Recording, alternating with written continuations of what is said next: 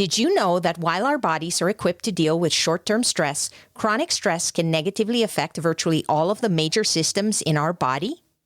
Hello, action taker. Welcome to Live Blissed Out, a podcast where I have inspirational and informational conversations with business owners and subject matter experts to help you get the scoop on a variety of topics. Tired of hesitating or making decisions without having the big picture? Want to be in the know? Then this is the place to go. I'm your host, Marissa Houston, helping you achieve bliss through awareness and action. So let's get to it.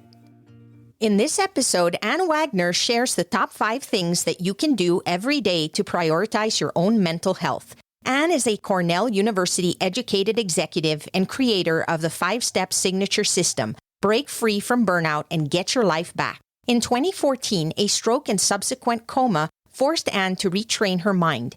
In doing so, an unexpected benefit was that she overcame 4 decades of severe clinical depression and anxiety and shifted to a place of happiness and fulfillment. She now works with women in high-profile, high-pressure careers who have significant professional responsibilities. She teaches these women how to achieve peak work performance without stress and anxiety.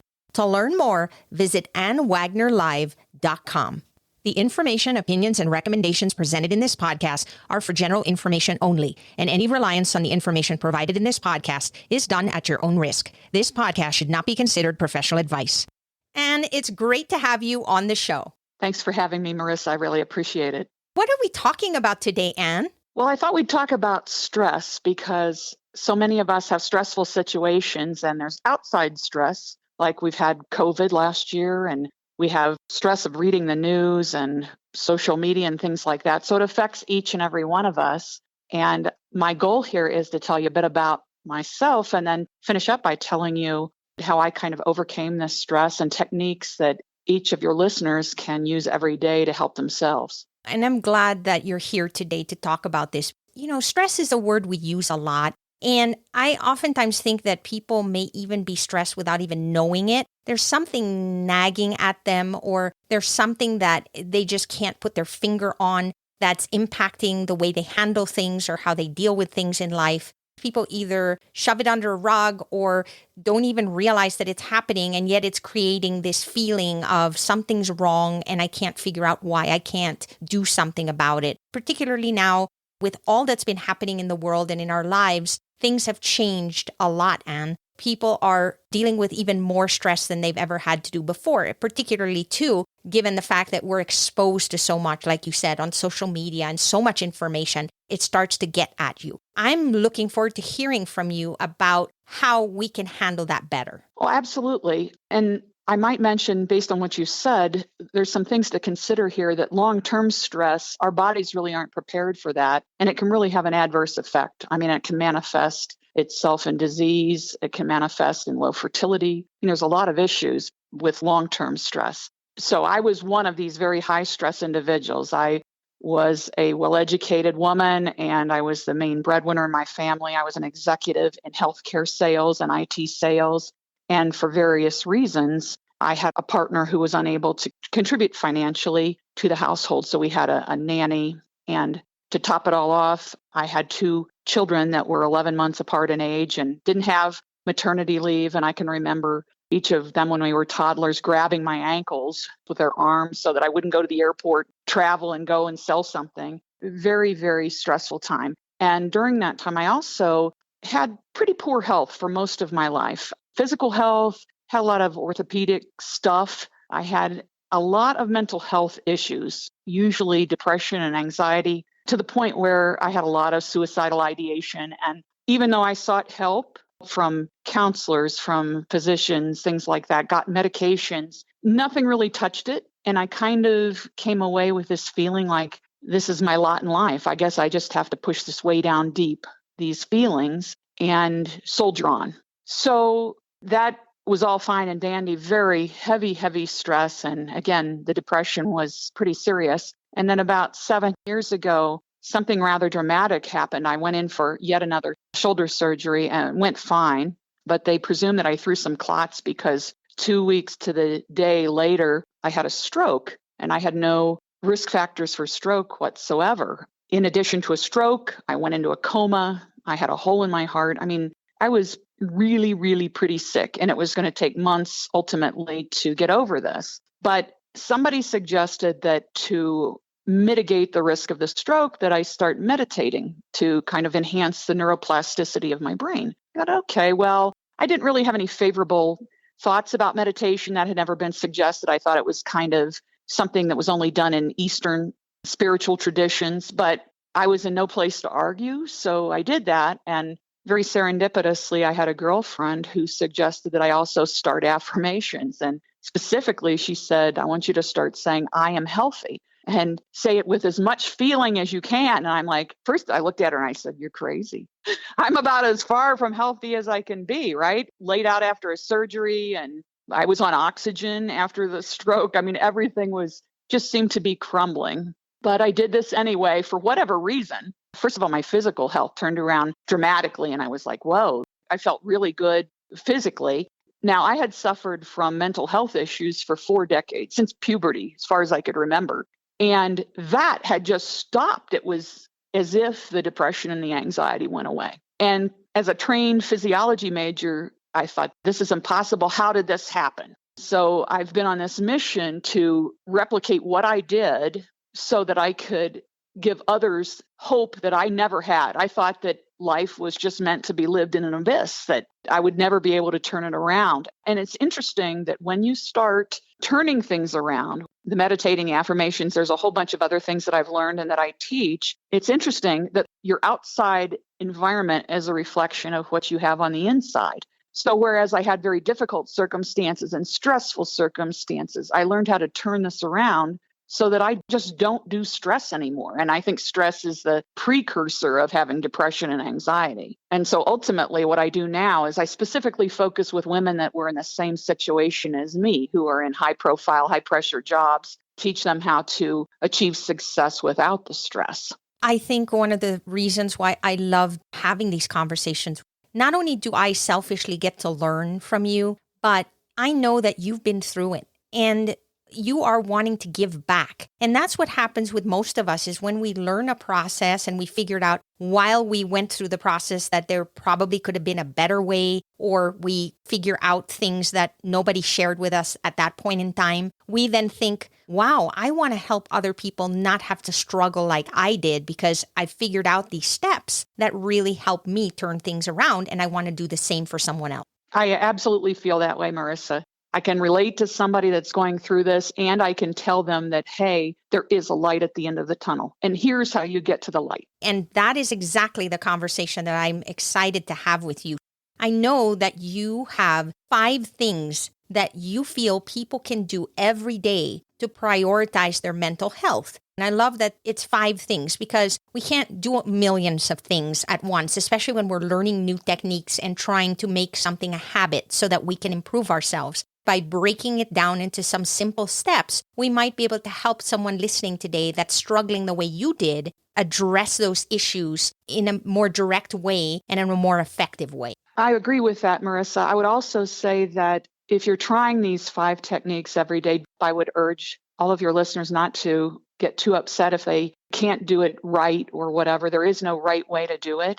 And also, the techniques will be simple, but I would say they're not easy all the time. It takes work and it takes practice, and it's not a one and done type of thing. I'm glad you said that because that applies to everything. Yes, it could be simple, but simple doesn't mean easy. There's still work that is involved, and you need to want it for yourself so that you can improve, so that you can make it part of your life. I'm looking forward to hearing about the 5 things that we can all do to help with our mental health going forward. Step number 1. Get a great night's sleep, and optimally about 7 to 9 hours. And I would just add with this that I've heard various advice over the years. It used to be people said you had to get up earlier and sleep less to be more successful. I would say just the opposite is true. Your brain really needs to rest. Your mind needs to rest at night. This is when a lot of healing occurs if you're healing from injuries and surgeries and things like that. So I can personally attest that of everything that I am going to tell you today, that it all comes back to a great night's sleep, because unless you do that, it's really hard to stay in the moment. And that's what this is all about. And there are people that struggle with that too. It correlates, right? They're stressed. So then they stay up at night thinking about all these things that they're trying to deal with. If they don't recharge their battery, so to speak, then that becomes a never-ending cycle, and your body really does not like that and cannot cope. Absolutely. And it's really the foundation, Marissa, is to get that good night's sleep. And then after that, everything builds on top of this. Step number 2 would be meditation or stillness and focus. And I'd like to just explain why this is so important. We hear a lot about meditation, whether or not you do it. Here's what I have to say on the subject. I always had a very, very overactive mind, way overactive. And unfortunately, when your mind is overactive, it's really hard to stay in the moment. And it's not always a bad thing, but unfortunately, if your mind is always working, it usually takes you to scenarios maybe that happened in the past or that happen in the future. They can be frightening scenarios. And what we want to do is slow that down. That's the goal here, because if we can slow down the thoughts that you're having that are unexpected and unwanted, then you can start incorporating new thought patterns, as I did previously with affirmations. So I say meditation, stillness, and focus. Some people try meditation, and if you have this preconceived notion that you have to cross your legs and put your fingers of each hand together to meditate, that's not accurate. The whole point of this is to really focus, and you can do this sitting down. I personally do it laying down. You can listen to music. You can do it silently. You can listen to guided meditations on Spotify or on YouTube. Whatever works for you. You don't have to chant, or you can chant. There's a variety of different types of meditation. The whole goal is that you want to slow your mind down. And the goal is not to control your thoughts, but it's just to slow your mind enough so your thoughts are not controlling you. You can also just concentrate on a spot on the wall. I have a friend who does this. It's called a sit. And she just, for 10 minutes, will sit and stare at a space on the wall, focusing. And believe it or not, you may not see any results, or that you consider results in the beginning, but over a period of time, you'll have space between these thousands of thoughts that you have every day. It's so freeing. So this is one of the most important techniques in my mind that you need to have.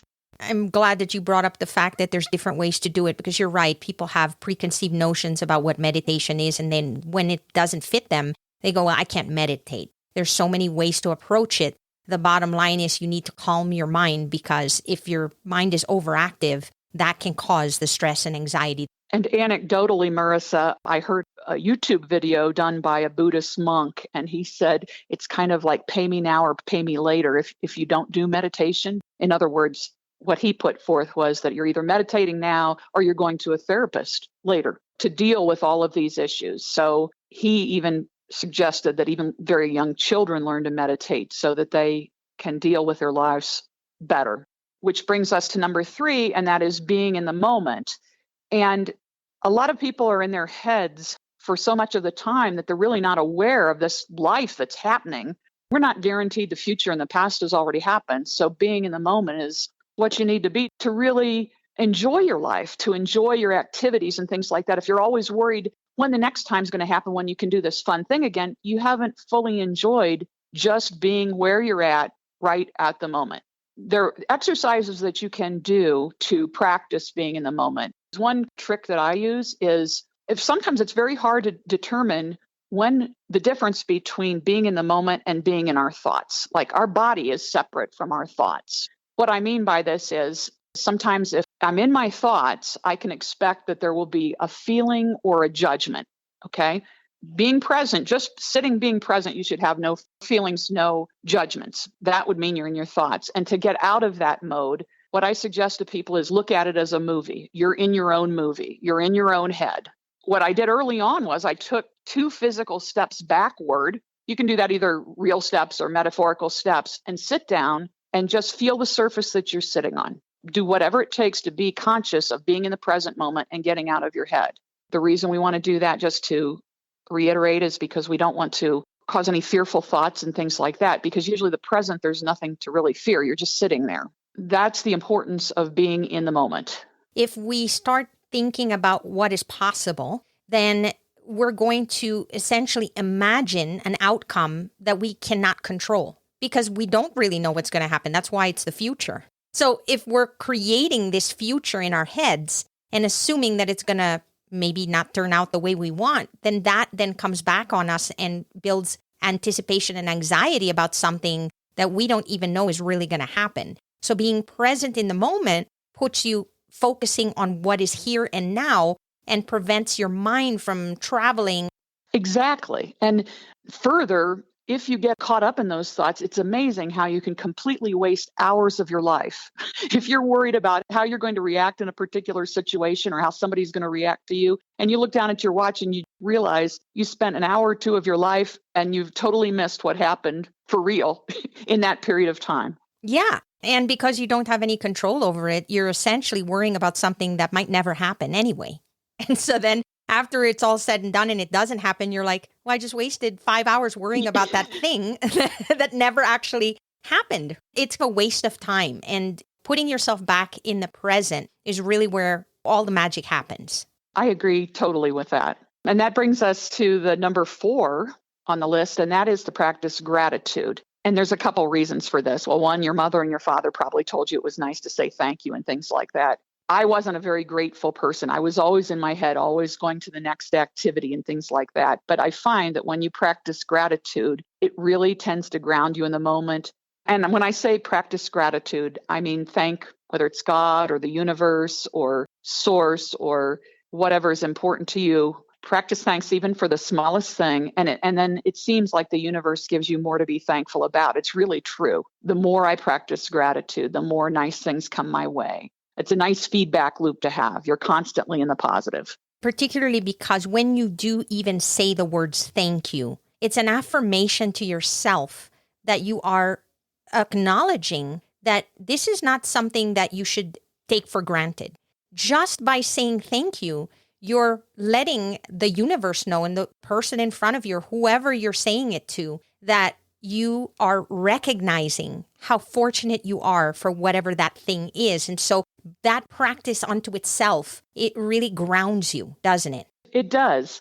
It's very hard to be in your head and say a real firm thank you. When you do that, it almost immediately grounds you into the present moment, which is where, as we stated earlier, you'd like to be. Gratitude is huge. And unfortunately, I don't see it utilized as much as I did when I was younger. I saw a lot more of it. And I think we really need to be more conscious about practicing it in our daily lives. I think we talk a lot about it. Everybody understands gratitude, but we get so busy and in ourselves that there's this focus on me. I have to do this, or I got to take care of that. And we forget to pause and just say thank you and show appreciation for everything in our lives. I agree with you. And interestingly, it's a paradox. You think you're too busy to show the gratitude, so you forget to do it. But really what happens is when you make it a habit and when you say thank you all the time, watch what happens. Watch it for 30 days. Try it and see if you don't have a lot more things to be thankful for. It's really pretty amazing. It is. And in fact, I have a phrase that I use, and I call it the habitude of gratitude, because it's not an attitude per se.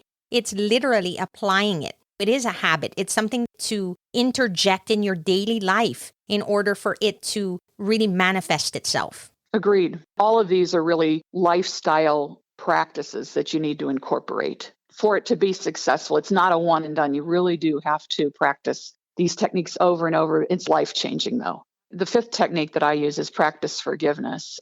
Depending on who you are, sometimes this is easier for some than for others. Some people refuse to let the hurts go and they want to just pick at them and refuse to forgive somebody else. And you'll hear some people say, forgiving someone else is not about them. It's about releasing yourself. Otherwise, that person controls your energy. Every time you think about them, they've all of a sudden taken control over your life. Further, if you don't forgive somebody and you harbor resentment inside, that can manifest more stress, can manifest as disease. And so you are doing yourself the biggest favor in the world when you can grant somebody else forgiveness, because you don't have to call them and tell them. You don't have to be in front of them personally. You can just do it in your heart and say, I forgive you because I want to let this go. That last one is so powerful too. All of them are, but that one is so huge. We feel like you have to acknowledge to the other person that may not be nice to you or really causing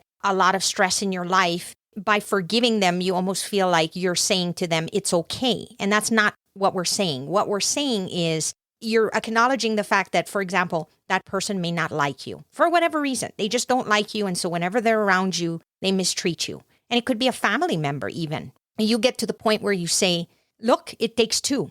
I can't continue to carry this relationship on my own. And if this other individual does not want to participate in a positive way, I have to make a decision to say, that's their choice. They think that that's the right thing to do, and that's okay. I have to continue to live my life and not allow them to make my world stressful or make me feel diminished or give me negative feelings because I'm trying so hard to save a relationship that the other person does not want to save. And so just acknowledging that and releasing yourself from that situation is freeing. It can be sad in a way because you want it to work. But at the same time, you have to realize that you can't do it on your own. And if the other person is not willing to change or try to help you in the process, then you need to be willing to just let go and let them be happy and you continue to live your life in the best possible way, right? You're absolutely right. And adding to that just a little bit, something that I forgot is that sometimes the hardest thing to forgive is to forgive ourselves. I remember that when I divorced, I was able to forgive my ex-husband and things like that, but I couldn't forgive myself inside. And so I would urge people to be gentle with yourself, try to let it go. And I found it very interesting that when I released any resentment that I had for people and I gave love instead, it completely turned them around. For instance, my ex-spouse or a friend that I had a relationship that went away. It just turned out that when you change your way of dealing with somebody to a more loving manner and forgiving manner, watch what happens. It just changes the dynamic completely. That is true, but it could also never change the dynamic. That other individual just really does not want anything to do with you. Don't blame yourself. Because I think that's what happens is we tend to look inwardly and say, did I do something wrong? Maybe if I wasn't this way or whatever the reason is that they don't like me, maybe if I change, they will. You try so hard and it never happens. And then you look in and you go, maybe it's me, but it may not be. And so just letting go and realizing that the other person may have their personal reasons and that it has nothing to do with you and your value is really important to help you get through that. And as you said earlier, Marissa, it possibly would be that this person who you're having difficulty with may just fall away from your life. And that just may be the way it is. It's neither bad nor good. It's just time to move forward. So well said, Anne. I love that. That's really what it boils down to, because I think what happens is we try to save it. And then when we can't, we're hard on ourselves thinking we did something wrong. And so just acknowledging the fact that sometimes a relationship can just not work out and wish them well. Sometimes just moving in different directions is okay. Exactly. Wonderful tips. Sometimes we have all these struggles or things that come back into our lives and we just don't know how to manage them. Just acknowledging the fact that we can start to implement some of these habits in our lives to improve ourselves will help us address that. Would you please share with our listeners what you do and how they can learn more about the services that you offer? Sure, Marissa. I work with women that are in high-profile, high-pressure jobs, and I teach them to achieve success without the stress. That is what I focus on. You can receive this free gift of this guide of my 5 tips, and it goes into things a little bit in more detail by emailing me at awagner@annewagnerlive.com. That's Ann without an E. And just put free gift in the title, and I'd be happy to send that to you. And you can also learn about the classes that I offer. I do have a program called Break Free from Burnout and Get Your Lives Back. Thank you so much for having me today. Thank you so much for being here, Anne. I appreciate it. That's a wrap for this episode of Live Blissed Out. Thanks for listening, and thanks to Anne Wagner for joining us on the show. If you have a question or comment for a future episode, all you have to do is go to speakpipe.com/LBOVM or click the link in the show notes to leave a brief audio message. If you find value in our show, please visit liveblessedout.com to reach out, subscribe, and share on social media. This show is made possible through listeners like you. Thank you. So long for now, and remember to keep moving forward.